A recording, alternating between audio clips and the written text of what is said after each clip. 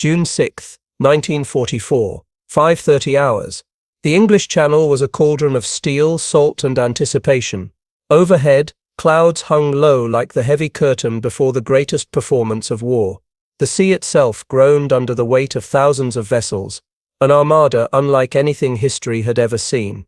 Amid the destroyers and battleships, smaller craft stirred the waves, boxy, squat, unassuming silhouettes cutting through the dark surf. They were not majestic like the battleships, nor sleek like the destroyers. Yet on this day, these humble workhorses would become the iron heartbeat of the greatest invasion ever attempted. U.S. Navy After Action Report, June 1944. As dawn broke, German sentries along the cliffs of Normandy blinked through the mist. Their optics traced the horizon, expecting to see transports and escorts, but what they saw confounded them. Line after line of strange, shallow-draft boats, their flat bows rising and falling with the surf, stretched as far as the eye could see. One German officer scribbled in disbelief that the sea itself seemed to spawn vessels, dramatized composite. These were the Higgins boats, officially designated the LCVP, landing craft, vehicle, personnel. Their arrival meant that no wave of attackers would ever be the last. The beach ahead, codenamed Omaha, smoldered under artillery fire. Explosions thundered across the shoreline, plumes of sand and shrapnel ripping skyward.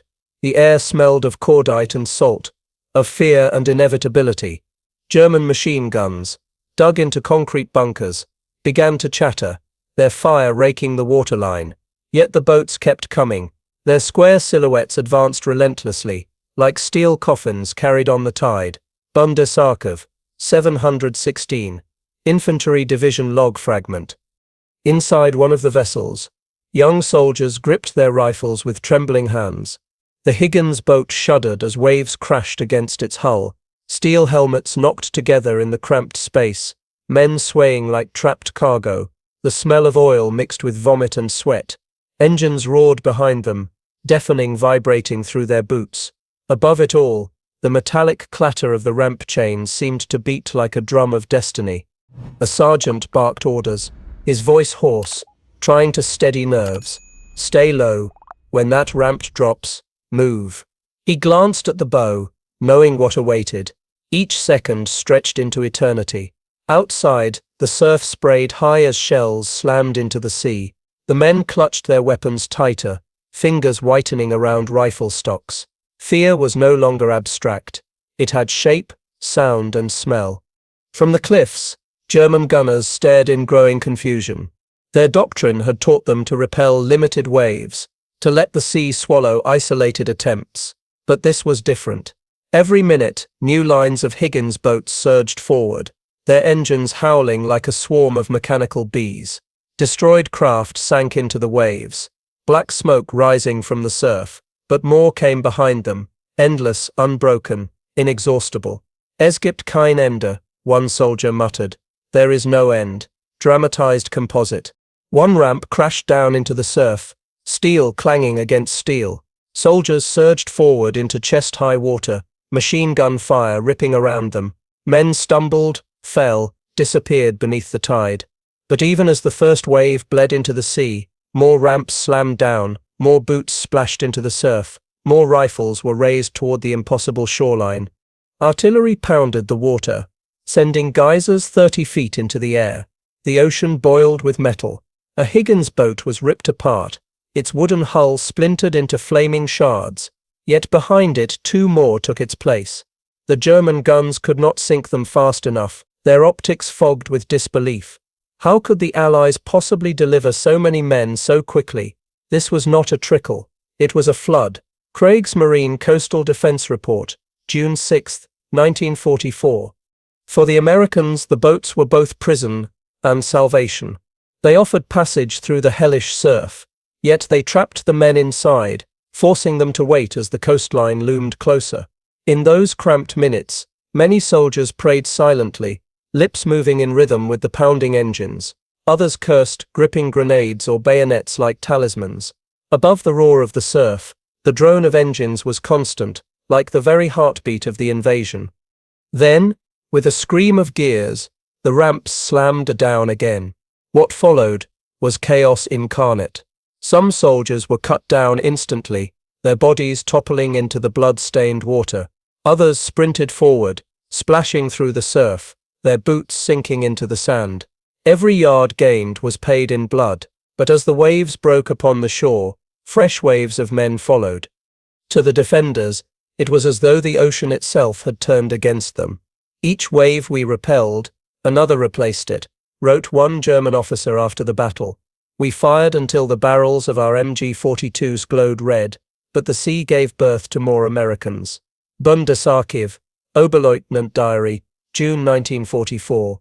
By 7:30, the beach was a nightmare landscape of wrecked craft, burning vehicles and bodies tossed by the tide. Yet the flow did not stop.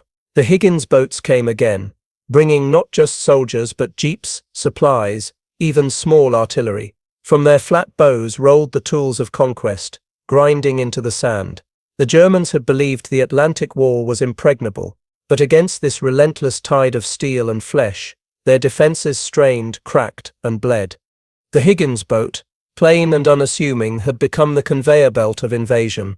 Its wooden hull, layered with steel at the bow, seemed too fragile to bear the weight of history.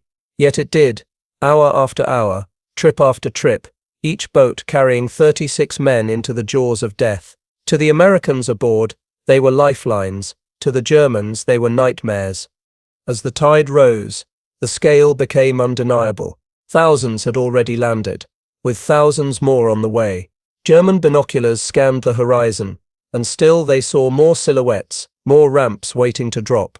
It was no longer a question of whether the Allies would land. It was only a question of how much the Germans could endure before being overwhelmed. The surf churned red, yet the boats did not stop. They were relentless, mechanical, and inevitable. German troops whispered in disbelief, some screaming to their officers, others staring blankly, paralyzed. "It is not possible," one gunner muttered. "They should be finished by now." But the sea, it seemed, was endless. The morning sun rose higher, its light cutting through the smoke. On the beaches of Normandy, history was being carved into the sand with blood and steel. The Higgins boats had transformed the impossible into reality, delivering men in waves so constant they seemed to defy reason. For the defenders it was a waking nightmare. For the attackers it was both doom and salvation. As the beach became crowded with burning wrecks and advancing troops, the question lingered, heavy as the smoke in the air. How had America built a machine that could summon such an endless tide of men across the sea? The answer lay far from Normandy, in the shipyards of New Orleans, in the hands of a boat builder named Andrew Higgins, whose unlikely invention had just turned the tide of the war. By the spring of 1944, the Second World War had reached its blood-soaked midpoint. For 5 long years, Europe had been a fortress under the iron grip of the Third Reich. From the icy tundras of Russia to the burning sands of North Africa, armies clashed in apocalyptic battles, each side seeking the decisive blow. Yet now in the early summer, all eyes turned to the western coast of France. The Allies had promised a second front. The Germans expected it, but no one knew where or when the storm would break. Nara Operations Planning Brief, 1944. Adolf Hitler's war machine had spent years building the Atlantic Wall, a sprawling defense network of concrete bunkers, steel obstacles, minefields, and artillery emplacements stretching nearly 2,000 miles. Along the French coast, divisions of seasoned infantry, backed by coastal artillery, stood ready. The 352nd Infantry Division, manning Normandy's beaches, numbered roughly 12,000 men, reinforced by machine gun nests and anti-tank guns hidden in the bluffs. The Germans believed that geography itself, steep beaches, shifting tides, unpredictable weather, was their greatest ally. According to Wehrmacht doctrine, a concentrated defense at the shoreline could throw any invading force back into the sea. German Army Coastal Defense Doctrine, 1943. The Allies, however, were determined to prove them wrong. By mid-1944, the United States had over 12 million men under arms. Britain still held vast imperial resources, while Canada, Australia, and Free French forces stood ready. More than 2 million Allied soldiers were massed in England by June, alongside 7,000 ships and 11,000 aircraft. This was not a raid. It was a tidal wave of manpower and machinery. Allied Expeditionary Force Logistics Report, May 1944. Yet numbers alone could not guarantee success. Crossing the Channel meant braving storms, mines, submarines, and aircraft. Landing troops on a hostile beach had historically been one of warfare's most daunting challenges. Ancient armies had faltered at shorelines, even modern militaries struggled to put men and machines ashore in an organized way. At Gallipoli in 1915, British and ANZAC forces had been butchered in the surf, helpless before entrenched guns. The lesson was burned into the memory of every Allied planner. Without a reliable landing system, the invasion could collapse in chaos before it even began. Imperial War Museum, Gallipoli Archive. The Germans shared that assumption. Their doctrine argued that amphibious invasions required deep-water ports. Destroy the harbors and the invasion starves. To the Wehrmacht, the beaches of Normandy were traps, death zones where men would be slaughtered as they waded ashore without cover or heavy equipment. It seemed unthinkable that an army could sustain an offensive without capturing a port on the first day. "The sea is our ally," one German staff officer remarked confidently. "It will drown their hopes." Dramatized composite. But Allied planners had other ideas. From 1942 onward, the United States Navy and Army had studied amphibious operations in the Pacific, where Marines stormed Japanese-held islands under heavy fire. Those brutal lessons revealed that success depended not on ports but on innovation, on boats that could deliver men and equipment directly onto open beaches. Unlike the British at Gallipoli, the Americans had embraced a radical solution. The result was a new doctrine, logistics over the beach. U.S. Joint Amphibious Doctrine, 1943. This doctrine required not just bravery but technology, craft that could defy surf, sand, and steel. And here lay the mismatch. German intelligence believed Allied invasions would falter under fire, assuming landing craft were too few, too fragile, or too slow to make a difference.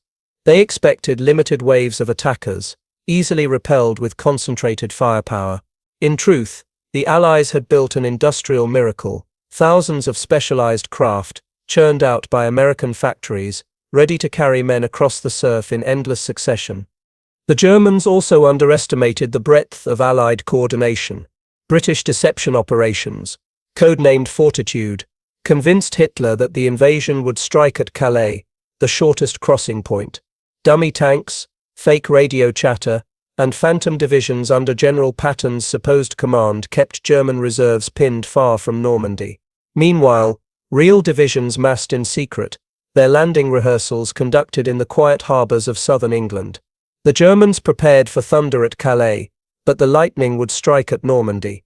MI5 Deception Files 1945 release. On the eve of the invasion, more than 5,000 landing craft had been assembled, an armada of small, ungainly boats, each designed to do the unthinkable, deliver men, tanks, and trucks directly onto a killing ground. Among them, the most vital were the Higgins boats, designed to carry 36 men apiece, roaring through surf to slam their flat bows onto the sand. No German officer expected such numbers, nor such speed of delivery. The scale of the Allied build-up bordered on the surreal. Each infantry division landing at Normandy numbered around 15,000 men. To place them ashore required hundreds of trips, each timed against tides, wind, and enemy fire. Yet Allied planners had calculated it to the minute, the sequence of landings, the waves of reinforcements, the flow of supplies. It was warfare turned into choreography. Like a machine, one U.S. general wrote, "The landing must unfold, or we risk annihilation." Operation Neptune Planning Memo, April 1944. The Germans, in their coastal bunkers, could not imagine the depth of this planning. To them, the sight of thousands of small craft on the horizon was bewildering, even laughable. How could such flimsy wooden and steel boats stand against artillery? How could fragile ramps deliver tanks into the surf? The idea that an army could rely on them was, to the Wehrmacht, absurd. Yet, this was the key. The Allies had solved the central puzzle of amphibious war. They did not need ports. They did not need favorable geography.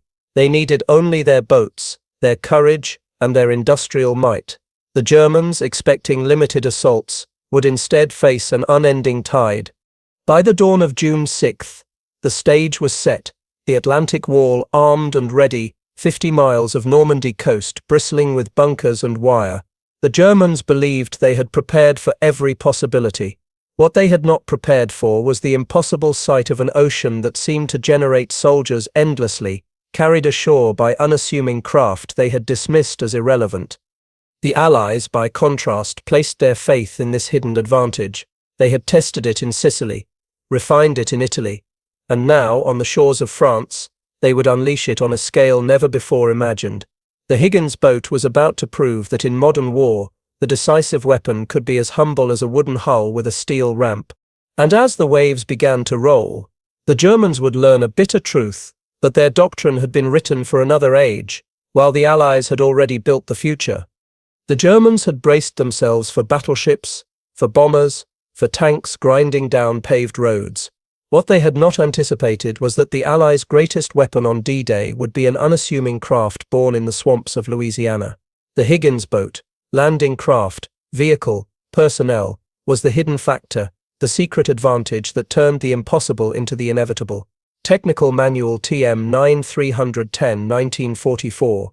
Andrew Jackson Higgins, a boat builder from New Orleans, had spent years perfecting shallow draft craft designed for the bayous, where loggers needed to navigate swamp waters and land on muddy banks. His Eureka boat, with its ingenious flat bottom and retractable propeller, could run aground without damage and back off just as easily. When the U.S. Marines encountered his design in the late 1930s, they immediately recognized its potential for island warfare. But it was Higgins' willingness to adapt his design that transformed amphibious warfare forever. The addition of a steel bow ramp, an idea inspired by Japanese landing craft spotted in China, turned his swamp boat into a machine of conquest. Now men, jeeps, even small artillery could charge directly out onto hostile shores. 36 soldiers could cram into its wooden hull, crouching shoulder to shoulder, the boat plowing forward until the bow kissed the sand. Then the ramp crashed down, and the flood of war poured out. U.S. Navy Bureau of Ships, Amphibious Craft Report, 1943. For the Germans, this was incomprehensible. Their doctrine assumed landings would be fragmented, piecemeal, easily crushed. They believed ports were essential. Without docks, the enemy could not sustain an invasion. Yet the Allies, with Higgins boats, no longer needed ports. Every beach became a gateway. Every tide carried an army. Dramatized composite. Reports from German coastal commanders describe a mounting sense of disbelief. "We destroyed boat after boat, but more arrived," one officer recorded. It was as if the sea itself produced them. Bundesarchive, 716. Infantry Division Log, June 1944. Their expectation of limited waves collapsing against barbed wire and mines was shattered. Instead, the Higgins boats delivered fresh formations every 10 minutes. American planners knew this was the edge they needed. At Omaha Beach alone, over 34,000 men had to land on D-Day. That meant nearly 1,000 Higgins boat trips, each under fire, each carrying lives balanced on wooden planks. Without these craft, the invasion would have been chaos. With them it became a relentless rhythm. The tide could not be stopped. To the soldiers inside, the boat was both coffin and salvation. It trapped them in claustrophobic silence as they awaited the ramp, yet it gave them their only chance to reach the shore alive. Veterans later recalled the smell of wet canvas, diesel fumes, and salt water. "We were packed in tight, and all we heard was the engine," one recalled. "When the ramp dropped, we were in hell." U.S. Army Oral History Collection, 1946. German disbelief turned to fear when they realized the boats were not just bringing infantry. Out of their ramps rolled jeeps, anti-tank guns, even bulldozers, machines to clear wire and obstacles. What they thought would be impregnable barriers were dismantled within hours. "They are landing machines, not just men," another German noted grimly. Dramatized composite. The Allies had concealed this advantage carefully. In training grounds across England, soldiers rehearsed boarding and debarking in secret, their movements timed and drilled until they were second nature. By D-Day, the choreography was perfect. As one wave moved ashore, another was already boarding behind it. Each boat was a cog in a vast machine, an industrialized invasion. What shocked the defenders most was the relentlessness. At Salerno, at Anzio, the Allies had already tested the doctrine, but never on this scale. Now the sheer volume of Higgins' boats created an illusion of infinity. Destroyed craft vanished beneath the surf, yet the line advancing from the horizon never faltered. Like ants, one German gunner muttered, "They just keep coming." Dramatized composite. Even German engineers, hardened by years of war, admitted their fortifications had not been designed for this. The Atlantic Wall was built to stop armored divisions landing through ports, not thousands of men pouring directly onto open beaches. The Higgins boats had nullified years of doctrine, millions of tons of concrete, and Hitler's iron belief in his Festung Europa. U.S. Strategic Bombing Survey, German Coastal Defenses, 1946. In Berlin, reports trickled in. At first, commanders dismissed them. Surely this was only the first assault, easily contained. But as hours stretched into day, and the flow did not stop, disbelief turned to dread. The Allies were not landing one division. They were landing entire armies, and nothing in German doctrine could explain it. The soldiers who stormed ashore would later describe the craft with bitter affection. To some, the Higgins boat was a death trap. To others, it was the very reason they lived to see another day. General Dwight D. Eisenhower himself later declared that Higgins is the man who won the war for us. Eisenhower Papers, 1946. What made the craft so terrifying to the enemy was not its firepower. It had none, but its simplicity. A wooden hull, a steel ramp, a roaring diesel engine. Multiplied by thousands, it became a storm no wall could resist. Germany's disbelief was their undoing, their faith in fortifications shattered by an invention they had dismissed as trivial. On the beaches of Normandy, the hidden advantage had been revealed. The sea, once Germany's ally, had been turned against them. The Higgins boats were not elegant, they were not glamorous, but they were endless. And as the morning of June 6 dragged into bloody afternoon, the Germans began to realize that their nightmare had only begun. The Higgins boat was not built to inspire awe. It was built to work. At first glance, it looked almost crude. Plywood sides, a flat bottom, and a squared-off steel ramp at the bow. But in that simplicity lay genius. It was the perfect fusion of speed, utility, and mass production. And in 1944, it was the hinge upon which the fate of Europe turned. Technical Manual TM 9310, 1944.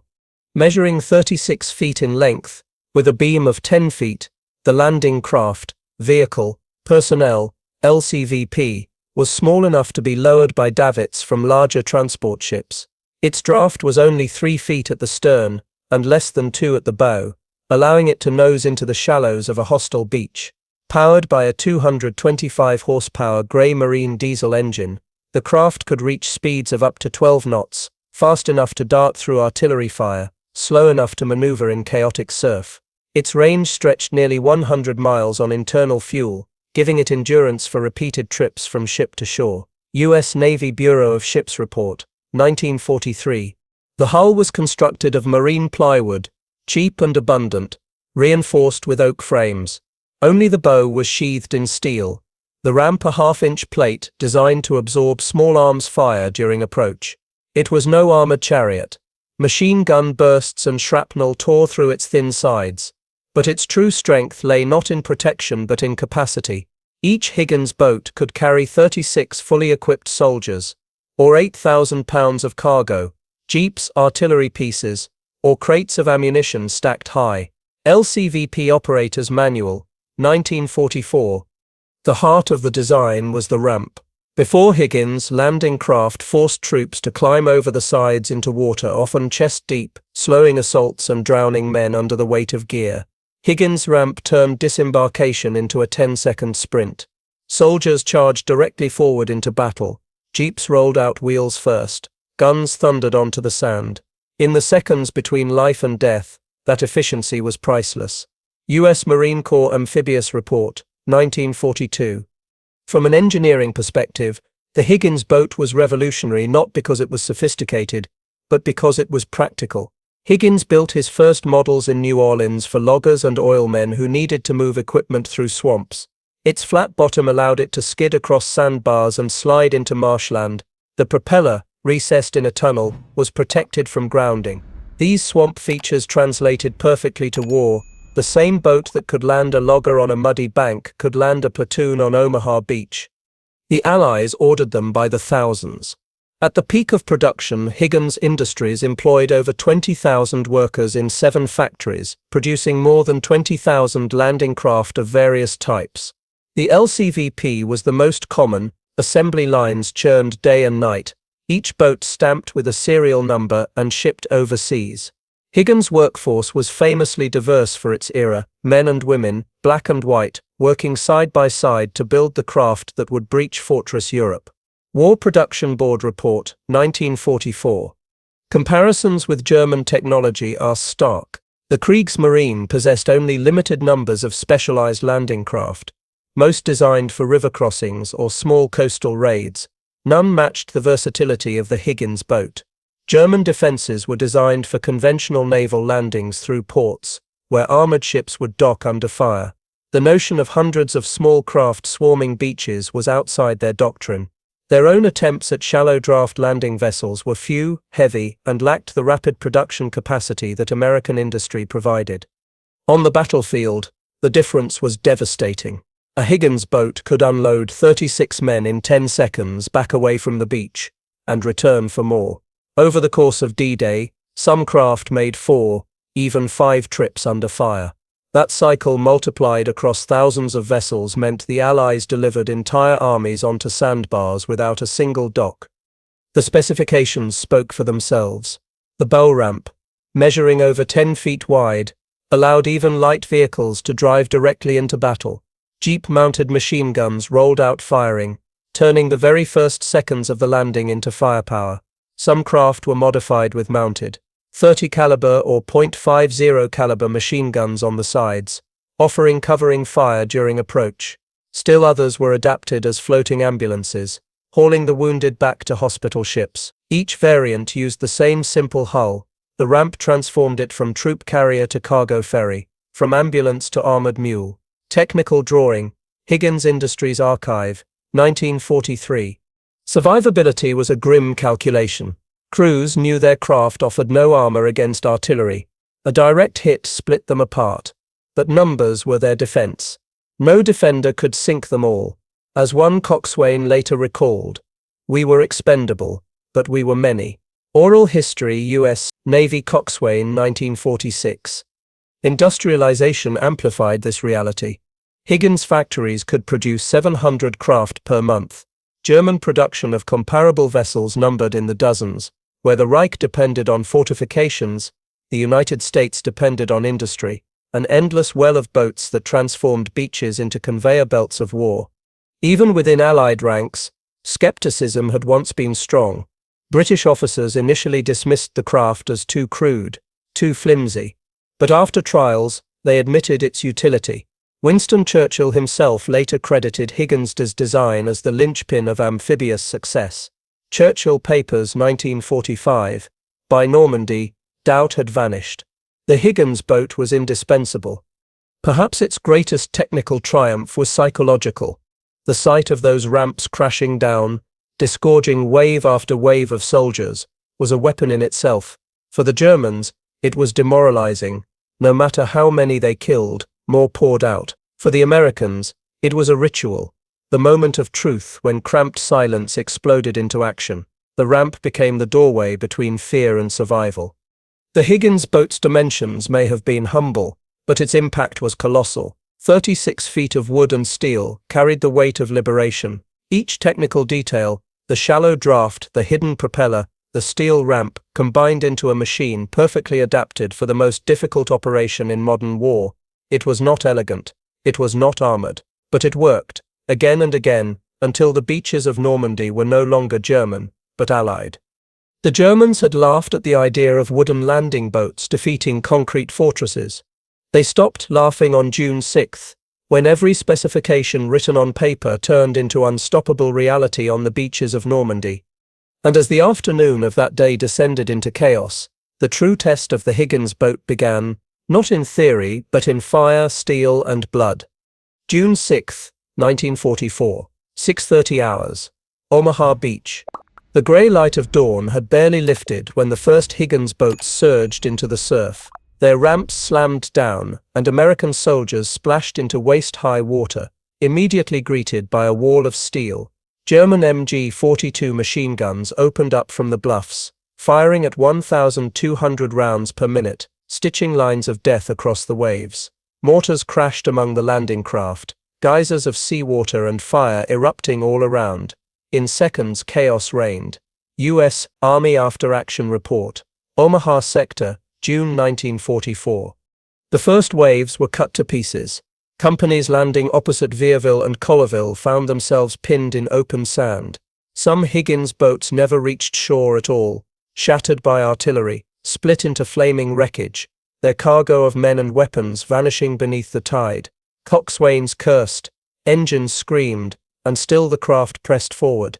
The sea turned red, yet behind every destroyed boat came another, and another, as if the horizon itself were an assembly line of war.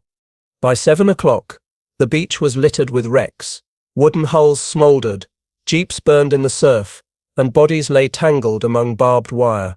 But the Higgins boats kept delivering. The 1st Infantry Division, the Big Red One, and the 29th Infantry Division stormed Omaha, each with over 34,000 men scheduled to land that day. Every soldier relied on those craft to carry them across the final 500 yards. 1st U.S. Army Operations Summary, June 1944. A single Higgins boat carried 36 men, crammed shoulder to shoulder. As the ramps dropped, soldiers faced a nightmare. Machine gun fire tore through the first rows before boots touched sand. Some men collapsed instantly, their gear dragging them under. Others threw themselves flat, clawing through bloody surf, crawling toward the shingle under relentless fire. Yet behind them, the boats never ceased. Coxswains swung their craft around, engines churning, racing back through the gauntlet to load fresh troops from transports offshore. Within minutes, replacements were on their way. The Germans had prepared meticulously. Rommel's engineers had planted Rommel's asparagus, timber stakes tipped with mines, through the surf zone, designed to rip apart landing craft. Steel hedgehogs and Belgian gates barred tanks from rolling ashore.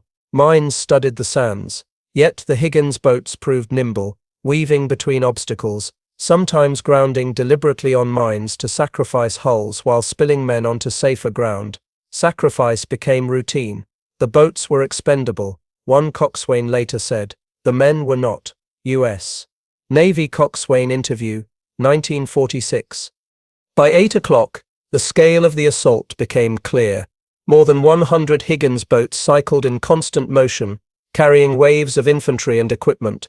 Destroyers crept dangerously close to shore, blasting German strongpoints point blank, their guns thundering above the screams and gunfire.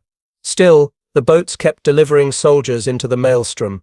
The sea seemed infinite with them, endless silhouettes against the horizon, each one a new hammer striking the German anvil. German defenders fired until their barrels overheated. In one bunker near Pointe de la Percée, gunners watched in disbelief as fresh waves of boats appeared even as others burned. It was impossible, one soldier wrote afterward.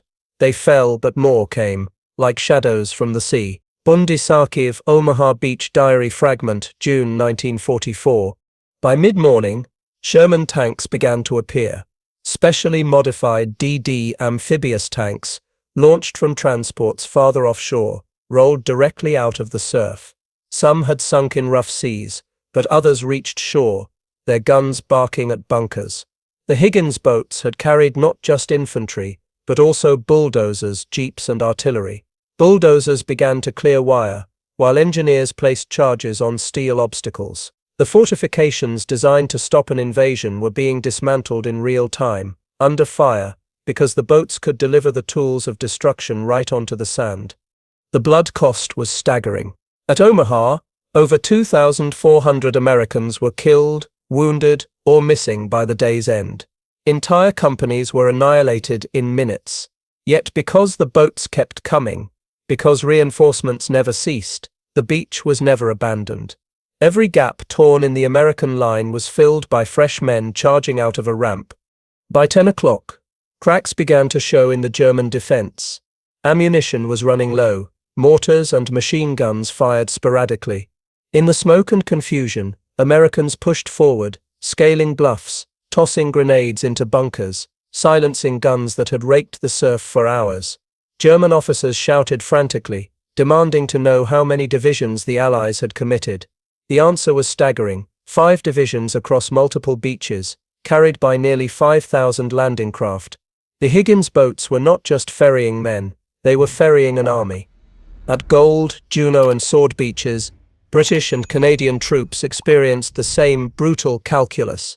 Casualties mounted under fire, but the relentless rhythm of landing craft overwhelmed the defenses. By afternoon, tanks, trucks and artillery were streaming ashore. German commanders realized their nightmare: the Allies had bypassed ports entirely. The Atlantic Wall had been breached not by battleships but by thousands of wooden craft with steel ramps.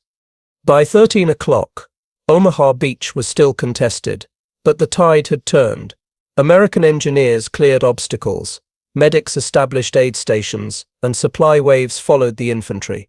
Each boat carried crates of ammunition, jerrycans of fuel, or radios for coordination. By late afternoon, the beachhead had depth. Troops dug in, weapons pointed inland, reinforcements flowing steadily behind them. German reports reveal growing despair. "We fired until we had nothing left," one officer recalled. But the sea gave birth to more soldiers. It was as if they had no end. German Coastal Defense Interrogation Report, July 1944. By nightfall, the Allies had secured their toehold. It was not yet victory. The hedgerows of Normandy awaited, but the beaches were theirs. The cost had been horrific, but without the Higgins boats, it would have been impossible. They had turned the killing grounds of Omaha and beyond into gateways, pouring men and machines onto French soil until the German wall cracked. The first great test of the Higgins boat had been answered in blood, and as night fell on June 6, the Germans began to understand the strategic disaster they faced. The Allies were ashore in force, and nothing would drive them back into the sea. By the end of June 6, the Atlantic Wall was no longer a wall, it was a sieve. The relentless rhythm of the Higgins boats had carried more than 156,000 Allied troops onto the shores of Normandy. To the Americans and their allies, it was a triumph bought in blood. To the Germans, it was the unraveling of their grand illusion. The strategic and psychological consequences were immediate, and they rippled far beyond the beaches. Supreme Headquarters Allied Expeditionary Force Report, June 1944. For the Allies, the sight of the Higgins boats performing as promised was more than a tactical success. It was a vindication of doctrine. For years, skeptics had warned that an assault across open beaches against entrenched defenses would be a catastrophe, another Gallipoli. Instead, the boats had transformed theory into reality. They had proven that logistics could defeat fortresses, that an endless tide of men and machines could grind down even the most formidable coastal defenses. Confidence surged through Allied ranks. Generals now knew they had the tools to sustain not just a landing but a campaign. The Germans, however, faced a very different truth. Their faith in the Atlantic Wall had been absolute. Hitler himself had boasted that the concrete bunkers and coastal artillery would make Europe impregnable. He had declared that if the Allies dared to land, they would be hurled back into the sea within hours. But the Higgins boats shredded that confidence. Reports from Normandy described machine gunners firing until barrels glowed, only to watch new waves arrive. They came like the tide. One prisoner later confessed, "We killed many, but the sea gave birth to more." U.S. Strategic Bombing Survey, German POW Interrogations, 1946. This realization broke morale in subtle but devastating ways. German troops, once convinced of their superiority, now whispered about the enemy's inexhaustible strength. Officers struggled to keep discipline. A fortress built on the belief of invulnerability was now riddled with doubt. In Berlin, Hitler raged, dismissing commanders and demanding counterattacks that were impossible to execute. The Wehrmacht, stretched thin on the Eastern Front, had no reserves to spare. Normandy was collapsing into a nightmare. The psychological blow extended beyond the battlefield. In the occupied countries of Europe, news of the landing spread quickly. Resistance networks whispered that the Allies had returned, that liberation was real. The Higgins boats, unseen by most civilians, became legends, symbols of the unstoppable force now pouring into France. Across France, saboteurs struck railways, bridges, and communications, emboldened by the knowledge that the invasion had succeeded. Even among the Allies, the impact was profound. Veterans later spoke of the Higgins boat, not just as a machine, but as a lifeline. For the men packed inside, the moment the ramp dropped was the fulcrum of existence. Before fear, after survival or death. That moment seared itself into memory. Decades later, men could still hear the chain rattling, still feel the spray of the surf, still see the bow crash into the sand. It was the doorway to hell, one soldier said, but it carried us home. U.S. Army Oral History Collection, 1947. Strategically, the success of the Higgins boat reshaped the war. The Germans had gambled that ports would be essential to sustain an invasion. Instead, the Allies bypassed ports entirely, landing not only men but also trucks, tanks, artillery, and supplies directly on open beaches. Within days, temporary Mulberry harbors were assembled, artificial ports constructed to feed the beachheads. But it was the Higgins boats that made those harbors possible, delivering the very engineers and equipment required. Germany's doctrine had been written for a different era. The Allies had rewritten it overnight. The effect on German leadership was corrosive. Field Marshal Erwin Rommel had warned that the enemy must be destroyed at the water's edge. Once they were ashore, he argued, Germany would be doomed. The Higgins boats made his fears real. By delivering men faster than German counterattacks could respond, they created a momentum that no static defense could halt. Rommel himself was wounded weeks later, his warnings vindicated but too late. For Hitler, the psychological shock was catastrophic. His obsession with fortifications had been undermined in a single day. He lashed out at generals, accusing them of incompetence, refusing to release panzer reserves until it was too late. His aura of infallibility cracked. Officers began to whisper treason.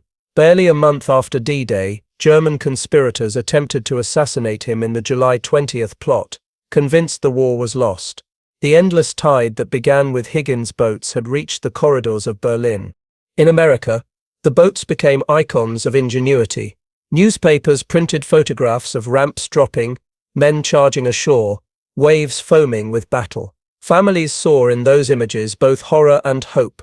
The knowledge that their sons were not only fighting but advancing. The Higgins boat became a symbol of industrial democracy, built in New Orleans by a workforce of men and women, black and white, united in purpose. In every plank of wood, every steel hinge was the promise of liberation. The psychological disparity grew wider with each passing day. For the Allies, every landing reinforced belief in victory. For the Germans, every landing reinforced despair. Soldiers stationed farther down the coast awaited their turn in dread, muttering about the wooden mouths that vomited endless enemies. By August, when the Allies broke out of Normandy and surged toward Paris, the psychological war was over.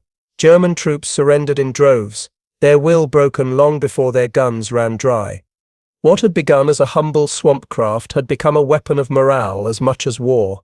The Higgins boat was proof that technology could be simple yet decisive, that victory could ride not on the largest battleship or the deadliest tank, but on a wooden hull with a steel ramp. It was proof that ingenuity could shatter doctrine, and that industry could overwhelm even the most entrenched defenses. By the time the Allies marched into Paris in late August, the lesson was clear. The Higgins boat had not just carried men, it had carried hope, momentum, and inevitability. And once ashore, that tide could not be turned back. In the aftermath of Normandy, the Higgins boat's legacy stretched far beyond the bloodied beaches of France. What began as a swamp craft from New Orleans had become the vessel of liberation, the mechanical tide that breached Hitler's fortress. By the end of the war, more than 20,000 Higgins boats had been built, their ramps slamming down not only at Normandy, but in Sicily, Salerno, Anzio, Iwo Jima, Okinawa, and dozens of smaller islands across the Pacific. Wherever the United States projected its power, Higgins boats led the way, wooden hulls grinding onto alien shores with the same stubborn inevitability. War Production Board Report, 1945. For Germany, the weapon was a symbol of humiliation. The Atlantic Wall, Rommel's great defense, Hitler's pride had been nullified by craft the Reich had dismissed as inconsequential. The Wehrmacht had clung to doctrine that belonged to the past, while America's industrial imagination had raced ahead. That mismatch between fortress and tide, between doctrine and innovation, was fatal. For the Allies, the boat became legend. Eisenhower himself declared that Higgins was the man who won the war for us, a tribute not only to the boat builder, but to the principle his invention embodied, that ingenuity and industry could tip the balance of global conflict. Eisenhower Papers, 1946. To American soldiers, the boat was remembered less as a marvel and more as a memory. Decades later, veterans could still hear the rattle of chains, the roar of engines, the thunderous crash of ramps. It was not glamorous, but it was unforgettable. Its legacy continued into the Cold War. The U.S. Navy and Marine Corps adopted Higgins' principles into every generation of landing craft that followed. The LCMs, LSTs, and modern LCAC hovercraft all traced their lineage to the LCVP. In Korea at Incheon, in Vietnam along river deltas, and even into the Gulf War, the fundamental idea of delivering men and machines directly onto hostile shores remained unchanged. The Higgins boat had set the template for amphibious warfare in the modern age. U.S. Navy Amphibious Doctrine, 1952. The Soviets too studied the craft, adapting their own versions for river crossings and amphibious operations. NATO allies incorporated the ramped landing vessel into their fleets. What had once been an oddity of swamp design became standard doctrine for global militaries. Higgins had not just built boats, he had redrawn the map of how wars could be fought. Beyond strategy, the boat carried symbolic weight.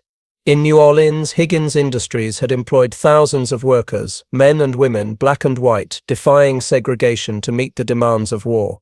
The factories became symbols of unity, where ordinary citizens built extraordinary machines. Each boat that ground into a hostile beach was a floating piece of American democracy shaped by hands from every walk of life. War Manpower Commission Report, 1944. The cultural legacy endured as well. Films, documentaries, and video games resurrected the image of the Higgins boat, ramp crashing down, soldiers charging into surf, bullets sparking off steel. For gamers storming digital beaches in Call of Duty or strategists commanding in company of heroes, the Higgins boat became a rite of passage, a symbol of courage under fire. The imagery was seared into popular memory, not as an engineering diagram but as a cinematic moment of terror and triumph. For veterans and their families, the legacy was more personal. To many, the boat was the last place they saw comrades alive, the last chamber of silence before stepping into hell.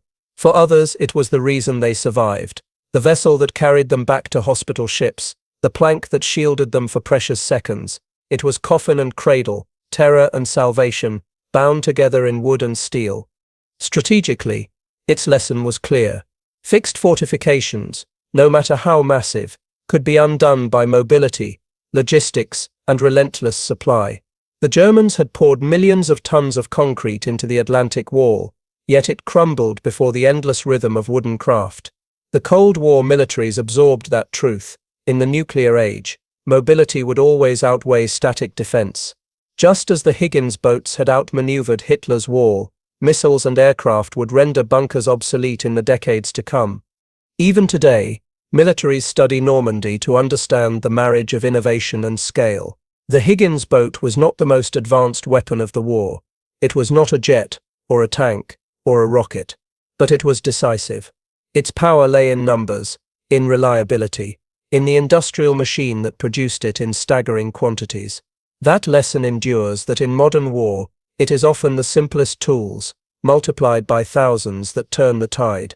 In museums across the world, restored Higgins boats rest quietly now, their plywood patched, their ramps polished by decades of memory. Tourists step inside, imagining the fear of young men crouched shoulder to shoulder, waiting for the moment the ramp would fall. The silence of those boats today belies the thunder they once unleashed.